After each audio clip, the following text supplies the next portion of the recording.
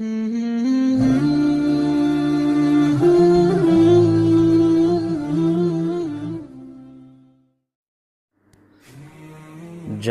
از خانواده ثروتمند در جای زندگی میکرد که همه وسایل زندگی برایش فراهم بود و به هیچ ترس دست به گناه و بد اخلاقی میزد.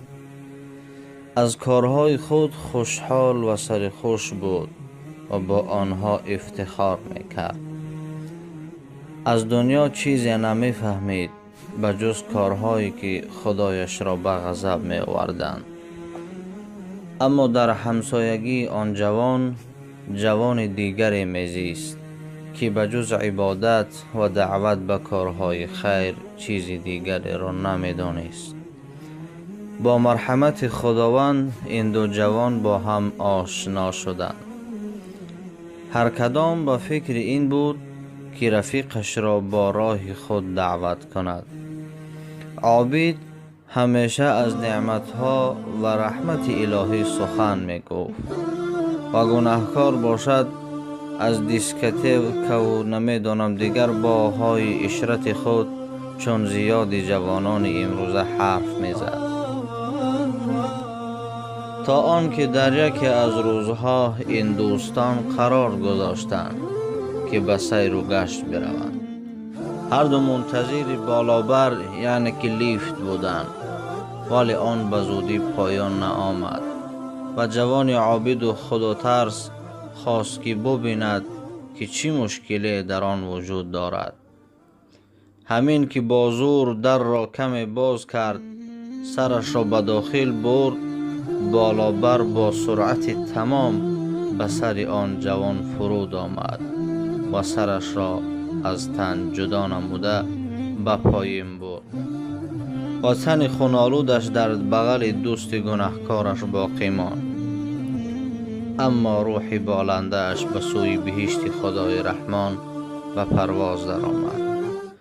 جوان گناهکار تا به خود آمد و تن خونالود دوستش را در آغوش دید.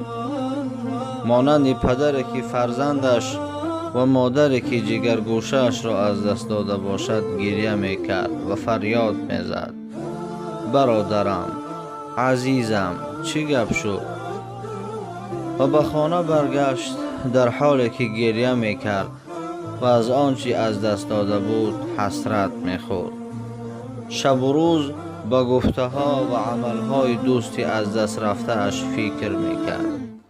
اما از همه بیشتر این سوال ذهن او را به خود مشغول کرده بود که اگر به جای او من سرم را داخل می کردم و می مردم، امروز جای من در کجا بود؟ جای دوست من حتما در بهشت است، اما اگر من می مردم جایم کجا بود؟ آخر هیچ کس جاودانی نمی ماند در این عالم. این افکار باعث شد که حالتش از شادی به اندوه، از دیسکوتک و دیگر به مسجد و از موسیقی های لهو و بیهوده به خواندن قرآن تبدیل یابد. در یکی از روزها تصمیم گرفت که به عمره برود، یعنی به حج عمره برود و برخی از دوستانش را با خود با پول خودش ببرد. آنجا در نزد کعبه با صدای بلند می گریست و می گفت: به خدایم چی بگویم؟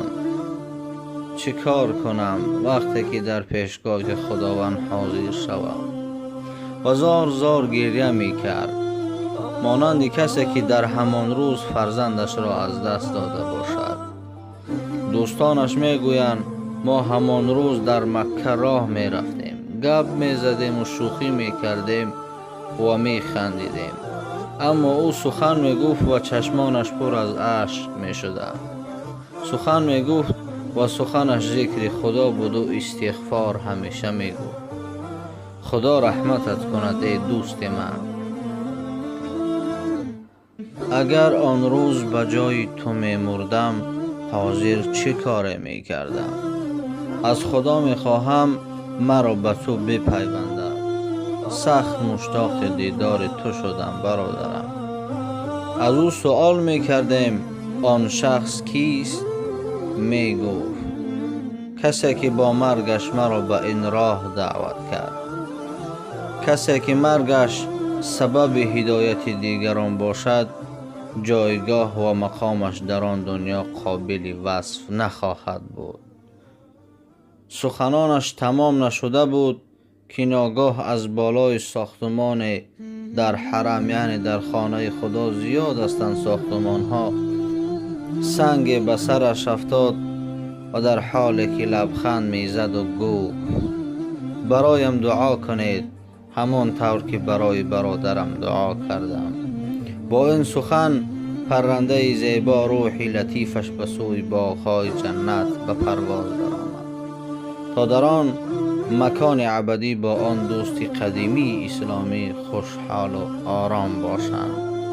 سبحان الله، چه قصه تأثیر کننده برای برادران و خواهران مسلمان من. اما افسوس که همین تابوت نزدیکان و دوستان به زیاد مردم عبرت نمی شوند. اما در اصل امروزها زیاد جوانان می میرند و به جای افسوس خوردن است که قسم زیاد آنان از اطاعت خالق خویش غافل رفته اند.